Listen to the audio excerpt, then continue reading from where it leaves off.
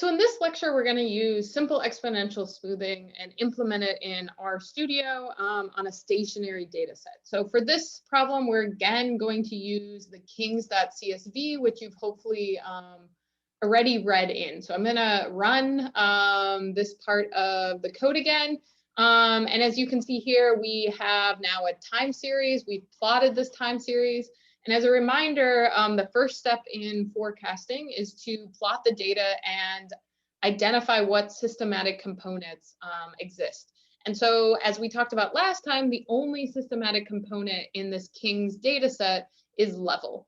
And so it's a stationary data set, and therefore one appropriate method we can use is moving average, which we talked about in the last video. And then in this video, we're going to talk about simple exponential smoothing, and we're specifically going to use this really powerful Holt-Winters function. So let's learn more about Holt-Winters function. So if you type in the console question mark and the function, and then hit enter, you see over here under help, you get a bunch of information about this.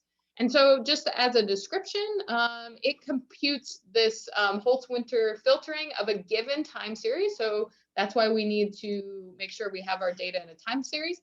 And then this sentence is really powerful. It figures out these unknown parameters for simple exponential smoothing, that's alpha, and it does it by minimizing the squared prediction error. So with just one simple line of code, it actually does a lot behind the scenes. In fact, it solves a nonlinear optimization problem to figure out the best value for alpha and many, many other things. And so if we look at what needs to be part of the arguments, we need a time series, and it needs to be of the class TS. And then alpha, beta, and gamma are the parameter values. If you want to set alpha explicitly on your own without optimizing, you could provide that value there. For your homework, you should use what is the best alpha. So in other words, you should minimize that. And then we should turn beta and gamma off because we don't have a trend nor a seasonality component. So because our data only has level, we need to say false for beta and gamma. There are some other arguments that we are going to leave at default, but I think they're worth quickly talking about. These here are about initialization. And so initialization, remember we talked about in the slides, is we have to start somewhere, right? We need an L of t, but we only have L of 1, and so we need an L of 0. We're going to, again, use the default, but if you want to initialize your data using some other initialization approach, you can do that by providing values here. The other ones that are worth pointing out is this optimization, specifically this optimization.start. Again, we are going to use the default, but as a reminder, it's going to give us the best alpha value by solving a nonlinear optimization problem. Why is it nonlinear? Because it's minimizing the squared prediction error. So in other words, it's minimizing MSE, mean squared error, or sum of squared errors. And so it's squaring something, meaning you have a nonlinear optimization problem. If you know anything about nonlinear optimization problems, one of the challenges with them is sometimes you'll find what's called a local minimum, but that's not guaranteed to be the global minimum. So where I start my search matters what kind of value you report. And so if I start in a different point, I might find different local minimums. And so that's why you can tell it to start in different places. Again, in this class, we're going to use default, but these are valuable aspects if you're using this on a data set for a project or at your job in the future. Okay. All right, so let's actually get started and actually implement our time series forecast with simple exponential smoothing. It is as simple as this one line, and behind this one line, actually lots and lots of stuff happens. So again, we need to provide a time series value. So here, we've already made sure it's in the right data structure. And then we have beta equals false, gamma equals false. So I'm just going to run that. And by running that, you see now I have up here this King's simple exponential smoothing, and it has now a list of 9 things. And I'm just going to click on this little magnifying glass to look at what are those things. So it has a list of 9, and inside it has fitted, which we'll actually use later. X is whatever we gave it. So this is just the data in the kings. It's sometimes useful to check, is 60 the first piece of data? Okay, yep, it is. So that's great. And then alpha is set at 0.2689. So this is actually the optimal, the minimum MSE was achieved by setting alpha at 0.2689. And if I set it at that, then we have basically set our model. And if I compare my one step ahead forecast, which is what's in fitted, and what actually happened, that's my X, that the difference between those two squared gives us a sum of squared error of around 9,511. And so that's quite powerful. A lot of stuff is happening behind the scenes. And so we've already created now our forecast because we know the value for alpha, and we can then start forecasting into the future. I'm going to talk a little bit more about some things of just to kind of get some understanding of what's all happening with that one piece of data.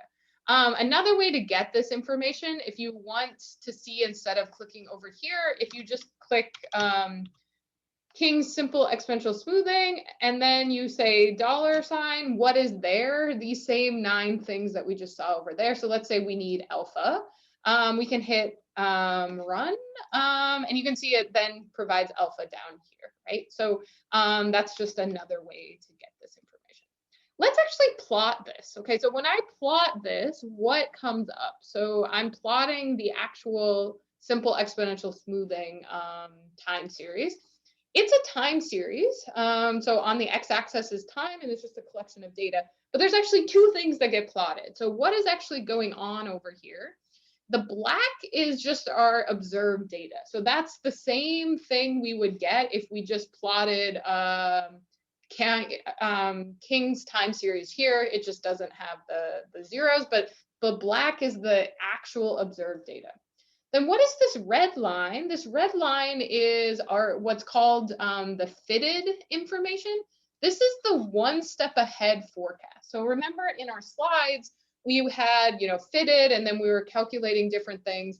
And the idea of what is happening behind the scenes when we get an optimal alpha is we're basically changing alpha. Alpha can be a value between 0 and 1. So I could try 0.9, I could try 0.2, and it does it in a systematic way. So it tries, more than that. And it basically says, if I change alpha, this red line will change, right? And so I want to change alpha and try to get the red line and the black line. If I take the difference between those and square them for each of those points, what is the alpha value that minimizes that difference? And so all behind the scenes with just this one line of code, it's doing that. And then it outputted the best alpha it found was 0.2698. And so if you want to kind of understand, okay, that's what we graphed, let me just run the fitted, right? So that's, again, something that comes out of that one line of code. And you can see here, this is a time series that starts in period 2 and goes to period 42. You can see this also in the red line here. This starts at period 2. We don't have a value for 1. Why? Because of how we're calculating things for initialization. And you can see here now we have x hat and level. You can notice these are the same because this is the only systematic component is level. And so this is basically L of t if you go back to the equations. And you can notice we have an L of t up to 42. Okay. All right. So that information is given.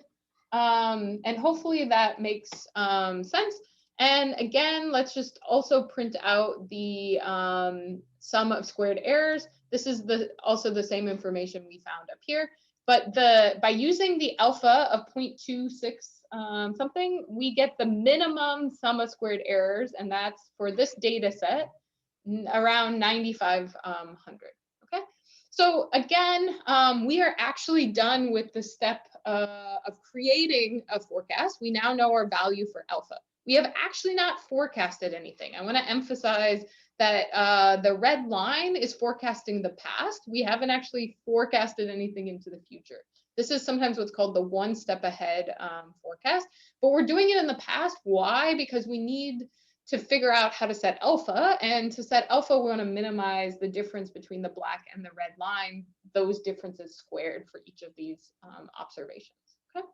All right, so I'm going to now talk about some more detail that is kind of beyond what you would do if you wanted to do this, but I wanted to give you a little bit more appreciation for what's going on and like how did they get this 9511.657. So let's just say I'm skeptical, maybe I don't believe that. Let's like see how they do that. All right, so to do that, I'm going to set up a couple things. All I'm going to do here is, if you notice the King's fitted, you have actually like a table worth of data. I don't want all of that. I just want like one of these columns, right? So what I'm going to do here, what I'm doing here is I'm basically saying, give me this column, right? So this X hat column. So I just want the first column of that. So that's what's going on here. And I'm going to call it as a data structure just one step ahead. Okay. So if I run that, and I'm just going to now print that out, all that did was now I just, instead of having it, you know, I got rid of all of these, you know, the second column that's going on there. Okay. And so you can see here, if you just check, it's just pulling the data. So the last piece of data is here. It's 42, you know, so cool. That's great. And remember, we also may want to know the length of this thing. So I'm just going to call what is length is a function in R. And we now can see the length is 41. If we want to print that out, we have that this is 41 pieces of data. Okay. So those are just pieces of things that we're going to use here. All right, so now we want to figure out, okay, how is this SSE calculated? Let's see if we can validate this number. All right, so what is SSE doing? As a reminder, it's taking what we observed, which that's in the King's time series, right? What we observed is this piece of data. And then what we have in this one step ahead, remember this is L of t, and so we need to make sure we move it to one step ahead. And so if I look at, just to give you kind of an idea, this is the second data point of observation, that's 43. If I go look here, that's this point over here. And then I want to also get this point, okay? What is that point? Well, it's actually not 2. It's actually 1, okay? So I'm going to highlight that. And 60, and if I go validate, yep, that's 60. Why is it 1? If I put in 2, I'm actually getting this point. Why? Because again, going back to the definition of what's going on, is X hat is a one step ahead. There's a relationship F of t, L of t. And so we need a -1 in our for loop. Okay. So just to keep that in mind. So again, what is SSE? Well, it's basically this point minus this point squared, this point minus that point squared, this point minus that point squared, and so forth, right?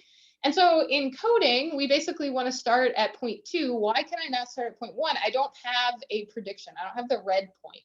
So I'm going to start in period 2, and then I'm going to go all the way to period 42. If I check, I have both pieces of data. I have the forecast of that, one step ahead, 72. And if I go up here, I also have in the King's data set a point for 42. Okay, so I want to basically go from 2 to 42. And what do I want to do? Well, I basically want to figure out for the actual observation minus, and here, why is there a -1? It's because of the relationship between them. I want to basically take what actually happened minus what we thought or we predicted. That's this red line. And then I want to square it. And then when I want to add it to what I calculated before. So this would be in period 2, this red line minus this black point squared. And then I'm going to move on to the next one, and I'm going to add this black point minus this red point squared and keep doing this over time. That's what a for loop is. So that's what I'm going to run here. And if I do that, you see that I get the same value as what came out of the one simple line of code here. And so that's pretty cool. So with this one line of code, we are given the sum of squared error. One thing to note is sum of squared error is not oftentimes what's used is mean of squared error, just because it gives you an average. And so all we have to do to convert the sum of squared error is to just divide it by n, right? How many? And so that's where this length comes from. And so we can run that, and we get a MSE of 231.9916. Again, we could get that using, we should just as validation, we could also replace this part here with SSE calculation divided by n. If I run that, I should get the same value, right? So I'm just confirming that. Another thing to note is 41. Remember, because I'm looping over 2 and 42, those are both included. It's not 42 minus 2, it's 42 minus 2 plus 1. That's because it's not between these two. I'm including 2 and 42, so keep that in mind.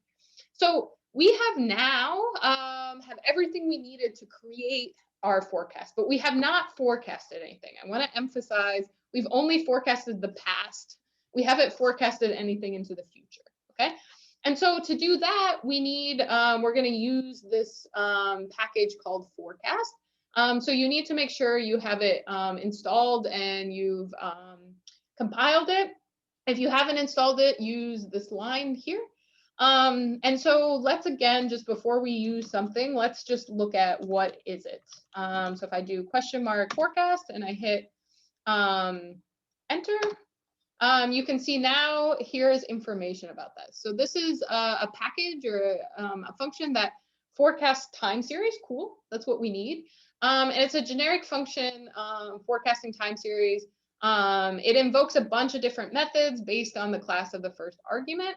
So we're going to put in a time series, and then we're going to say how many periods into the future do we want to forecast, right? So H just says I want to forecast 10 periods, then H equals 10. If I want to forecast 20 periods in the future, you would change that. Okay. So again, all I'm going to do is make sure that we have we throw in this. And so this function kind of uses what we already have in terms of what we did above, right? Our King's time series. So that's what's going to get thrown in here. And then if I put H equals 8, that just means I'm going to forecast 8 periods out into the future. So I'm going to run this. And as I run this, you can see, okay, great. We now have forecast. So we've actually forecasted something. What you can notice here is it starts forecasting after our last piece of data. So we had 42 pieces of data before. So the first forecast that it does is in the next period. You can notice all of these are 67.79. There is no error here. The reason they're the same is we have a stationary method. Simple exponential smoothing, the historical data, we only identified level. Therefore, in the future, we only identified level. Once we observe 43, we have a new D of 43, a new observed data point. We would update the forecast, but anytime into the future, we have 67.79. So one thing to note is you can tell from the output that this was made using a stationary forecasting method. The other thing that is given here is a low and high prediction level. And so this is, you could think of kind of like a confidence interval. So if I'm 95% confidence, my width has to be bigger than if I'm only 80% confident. And so one of the things to note is first of all, 80, this is a tighter window because I'm less confident than 95. The other thing that happens is I go further away. What happens is my confidence interval gets bigger and bigger, which means farther out in period 50, I'm less confident about my forecast than I am in period 43. And so now you have forecasted something with simple exponential smoothing. So you've actually implemented a forecast. One thing that might be useful is to plot that. So let's just plot that.